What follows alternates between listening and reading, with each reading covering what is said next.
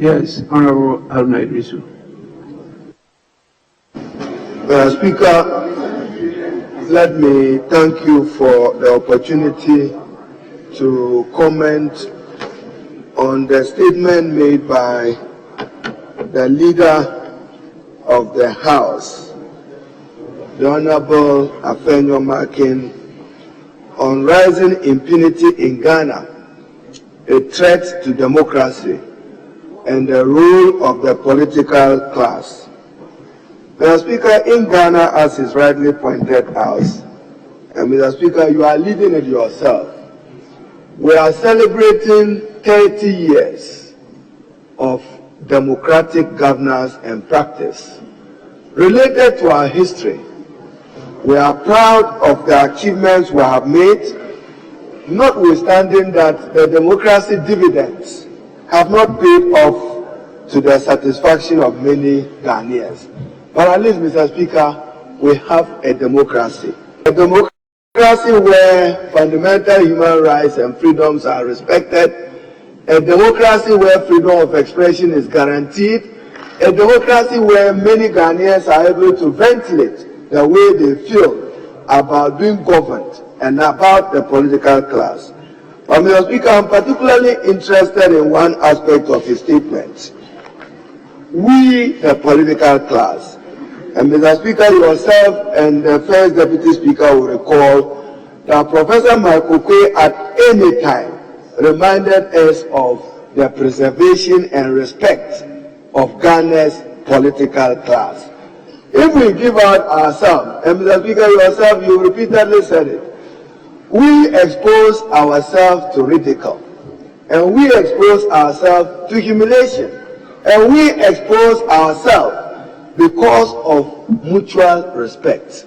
And Mr. Speaker, it's simply because in Ghana, we have reduced our politics to a contest of persons and not a contest on issues and ideas.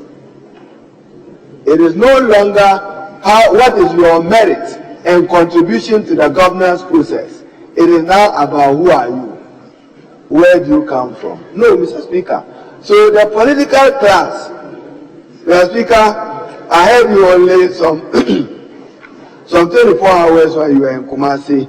You made some informed comment on ex gratia, gratuity, who deserves it, political class. We go out to create an impression that only MPs benefit from ex gratia and gratuity. But for many who read your statement in Kumasi and now understand that every person who belongs to Article 71, not just members of Parliament, benefit from it. And at least, Mr. Speaker, you shared what the thoughts of the foundation members of the Constitution was. How do we ensure that public service is public service and that we are not corrupted because of appetite, because you fear that the state will not take proper care of you? That's why the state says that go home with a gratuity. But Mr. Speaker, even in this house, you have had time yourself, opportunity yourself, previous speakers from Justice Anand through Alajete, to ask members of Parliament here to withdraw insulting words on the floor. Even when our standing orders rebuke it, we use it. You address a colleague member of Parliament as if he's from the streets, and you want the political class to be respected.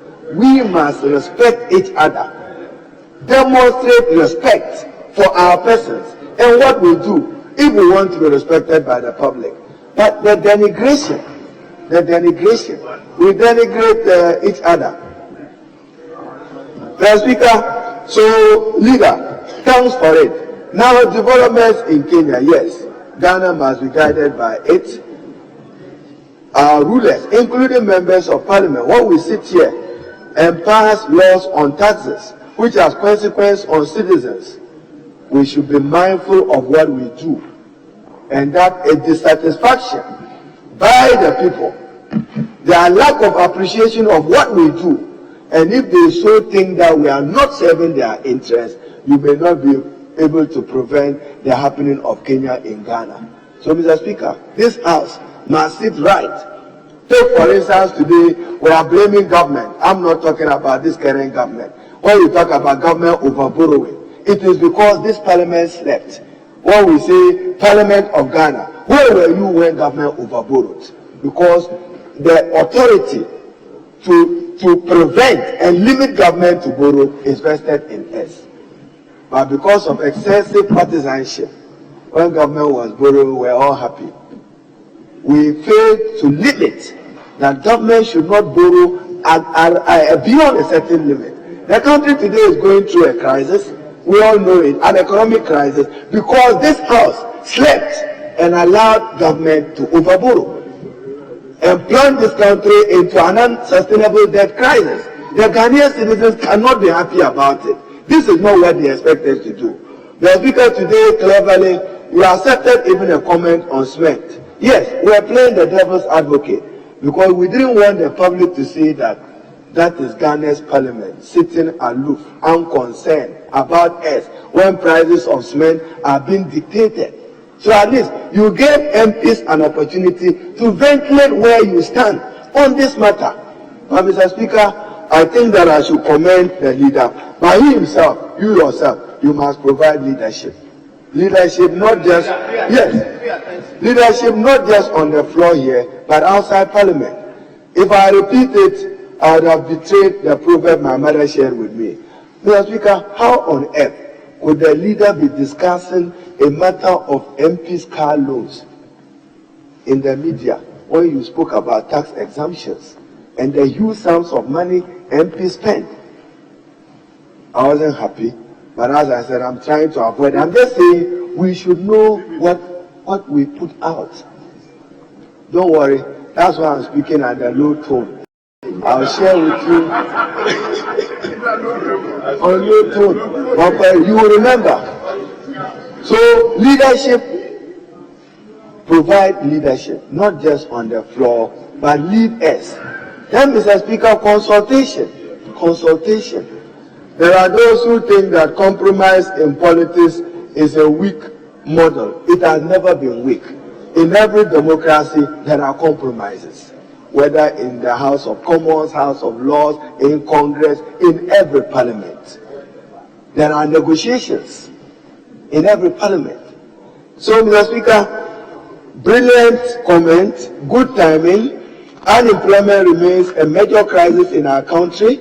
This parliament must be seen supporting initiatives and policies to deal with unemployment. That should go beyond our partisan differences.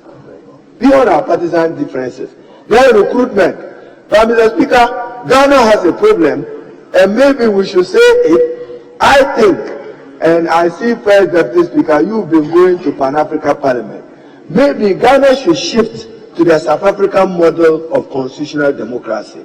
This model of winner take all is the bane of Ghana's crisis.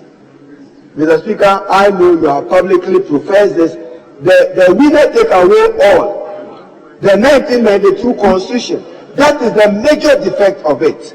Maybe the South African model will work for us. Then proportional representation, all the parties based on your strength, will be part of managing the resources of the state. We have to look at it. A comprehensive review of the Constitution. Then Mr. Speaker, finally, when the NDC is in government, businesses in NPP suffer. When NPP is in government, businesses in NDT suffer. We must find an end to it.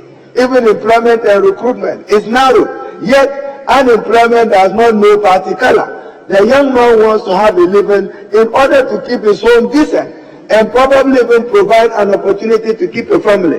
With this comment, Mr. Speaker, I commend the leader of government business, but he must provide the leadership himself. Charity, they say, begins at home. Come now, when you lead, we will support you to succeed. I thank you. Mr. Speaker, Mr. Speaker, item number 60, item 60 on page 43 of today's order paper, and 63, page 44 of today's order paper. I'd like to move them together. Whereas the provisions of Article 75 of the Constitution any treaty, agreement, or convention executed by or under the authority of the President in the name of Ghana is made subject to ratification either by an act of Parliament or by a resolution of Parliament, supported by a vote of more than one-half of all members of Parliament. 2. In accordance with the said Article 75 of the Constitution, the President has caused to be laid before Parliament through the Minister responsible for energy, the amended Charter of the African Energy Bank on 2nd July 2024. Now, therefore, this Honourable House, Mr. Speaker, hereby resolves to ratify the said amendment charter of the African Energy Bank. I so move. Yes, thank you. Mr. Speaker, I second the motion on page 44 of the order paper. I so support.